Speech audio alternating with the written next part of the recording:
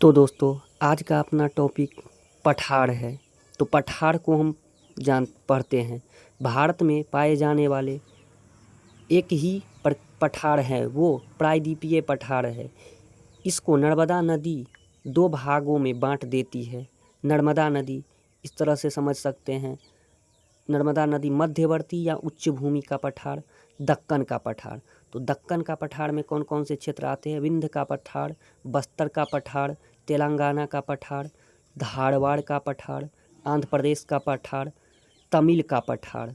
तो यहाँ पे इसको हम समझ सकते हैं मैपिंग के जरिए भी। कौन कौन से पठार है? बस्तर का पठार। तो बस्तर का पठार कहाँ पे? 1 नंबर में यहाँ पे बस्तर का पठार है। विंध्य का पठार है। 2 नंबर पे बस्तर का पठार है। 3 नंबर पे तेलंगाना में तेलंगाना का पठार है। 4 नंबर में धारवाड़ का पठार है। 5 नंबर में आंध्र प्रदेश का पठार है। 6 नंबर में तमिल का पठार है, जो कि तमिलनाडु राज्य में फैले हुए हैं। इसके बाद देखते हैं, ये हो गया दक्कन का पठार में। अब देखते हैं मध्यवर्ती उच्च भूमि के पठार में।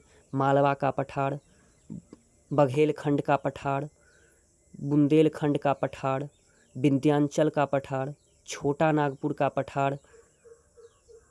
छोटा नागपुर में 3 पठार है। कोडरमा का पठार, हजारीबाग का पठार, रांची का पठार।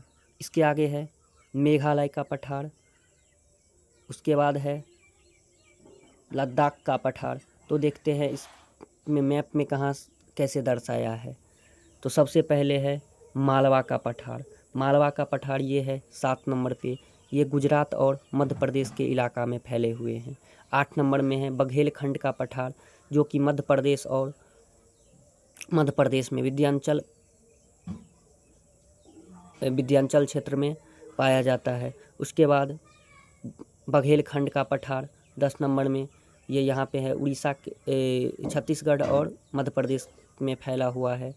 उसके बाद है विंध्याचल का पठार 9 नंबर में। विंध्याचल का पठार ये विंध्याचल पर्वत के पास फैला हुआ है, नर्मदा नदी के पास।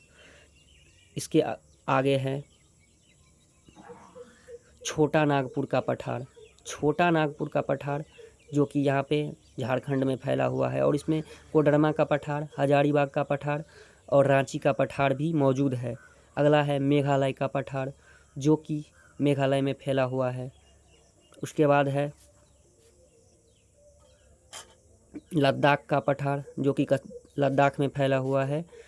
और ये दोस्तों मैपिंग में ये जो पश्चिम बंगाल और यहाँ से असम, बिहार के आगे ये सिक्किम को जो अलग करता है, छोटी सी पतली जो है, इसको मालदा दरार कहते हैं। ये मालदा पठार नहीं है।